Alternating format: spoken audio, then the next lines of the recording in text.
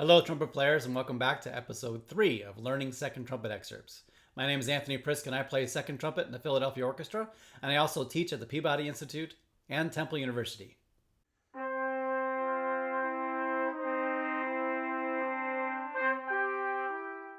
For this episode, I have a rotary trumpet in my hands. So let's look at the opening of Schumann's Second Symphony. I hope I can shed some light on this sometimes dreaded second trumpet excerpt, and maybe show you some tools you can add to your daily fundamentals to make it a lot less intimidating. Like my other videos, I'd like to give you a little bit of history and context of this piece before we start working on it. Robert Schumann was a German Romantic composer that lived between 1810 and 1856. He was a contemporary of Brahms, Schubert, and Mendelssohn, who actually conducted the premiere of the Second Symphony in 1846. These composers of the early Romantic period still utilized trumpets like composers of the classical era as battery or two trumpets in timpani, like Beethoven. Even at this time, trumpet players still played natural trumpets, which actually didn't have a couple of the low notes that would be on a modern trumpet. In this excerpt, the low D and the low F weren't playable on the natural trumpet, so he didn't write for them. In fact, I think that Schumann, or his copyist, added the alto trombone part to fill in the voice of the second trumpet part when they couldn't play the notes. Nowadays, we play this on a modern rotary trumpet or a piston trumpet, which has those lower notes. So it's very customary to play the second trumpet part down an octave from the first trumpet part completely through the excerpt. This is what I do, and I'll demonstrate that later. Traditionally, most American orchestra trumpet sections use the German rotary trumpet for the Germanic repertoire of the classical and early Romantic periods. If you play this excerpt on a piston trumpet, I recommend using a slightly deeper or V-shaped mouthpiece. It will help with the softness of the excerpt and to match the color of the trombone and horns. Now let's start working on the fundamentals that will serve this music and make playing this excerpt more enjoyable. I like to do most of these exercises on the German rotary trumpet to be more familiar with this instrument, just like I am with my piston trumpet. Let's get to it.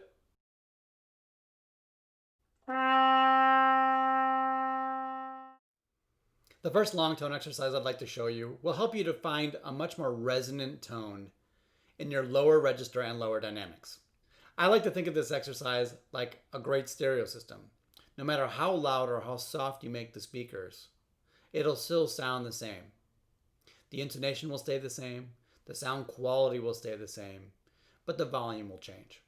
On second trumpet, we want that supportive sound in the low register, no matter what the dynamic, so that the first trumpet player can just sit on top of our sound. So now we're going to start with just a low C, loudly, with a full resonant tone, good intonation, and we're going to turn the volume down, like the knob on the stereo, and here you want to try to find your limits. Go to the extremes. See how soft you can play and how comfortable you are. In your daily practice, try to expand those limits.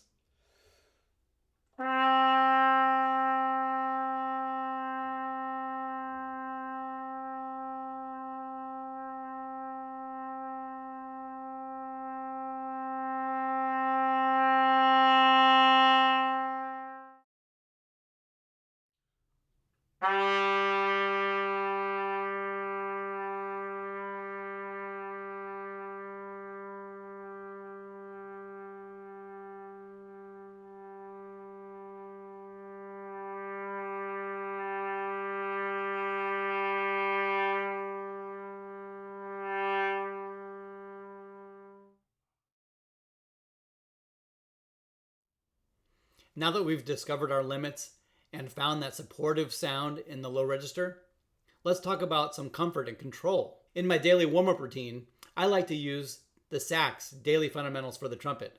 On page 4, there's a long tone exercise that I like to call the 5-5-20 long tone. It's 5 beats, and then 20 beats or more. I like to start these with a breath attack, and I like to end these with a nice taper. Think of it as a musical phrase. Also think of these more like meditation. We're trying to play as calmly and relaxed as possible, searching for tension from our toes to our nose. Release that tension and see how much the sound resonates in the room. We're going for a clear and resonant tone in tune with the tuner, and use a metronome to gauge how much air you have and how much you need to get to the end of the note. Including this book in my daily warm-up has been essential for finding efficiency in my trumpet playing.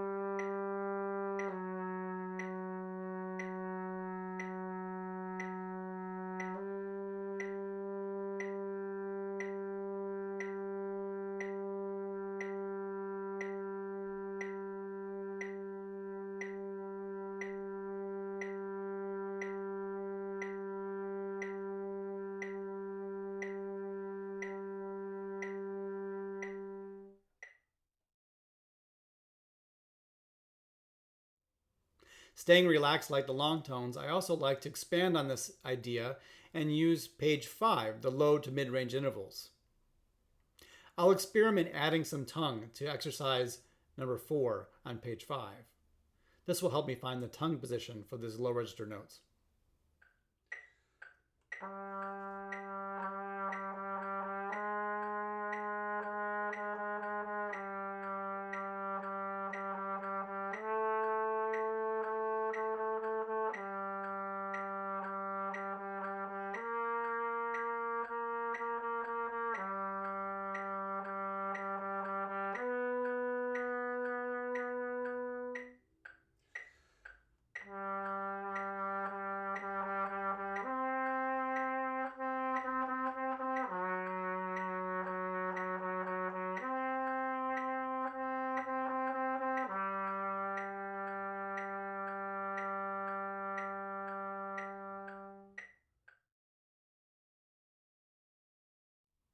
Continuing with sound development exercises, I also like to use the trusty Arbans book. Exercise number 11 is great for Schumann too. It's good for the first trumpet part and down an octave for the second trumpet part. When playing this exercise for Schumann too, I like to change the half notes to dotted half notes to match the time signature of the opening.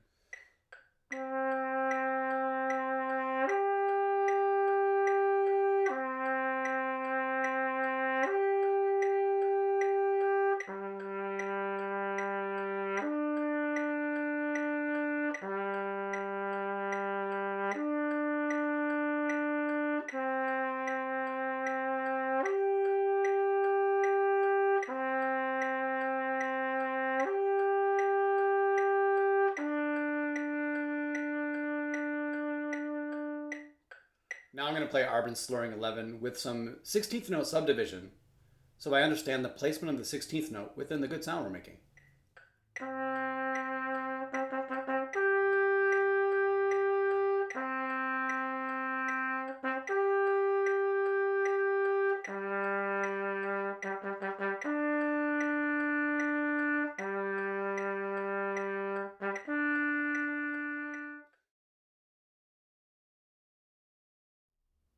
Another great resource for working on Schumann too is Phil Snedecor's newly released book, The Lyrical Orchestral Trumpet.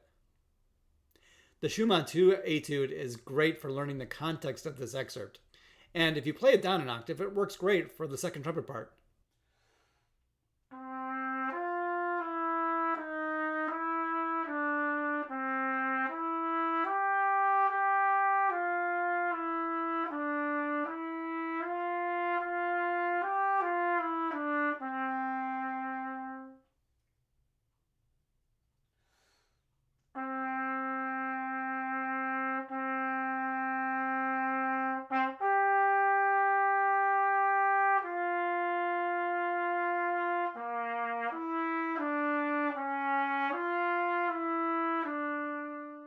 I'll now perform for you the second trumpet excerpt by itself, and then I'll play the first trumpet part and the second trumpet part together with the violin line so you understand the context of the excerpt.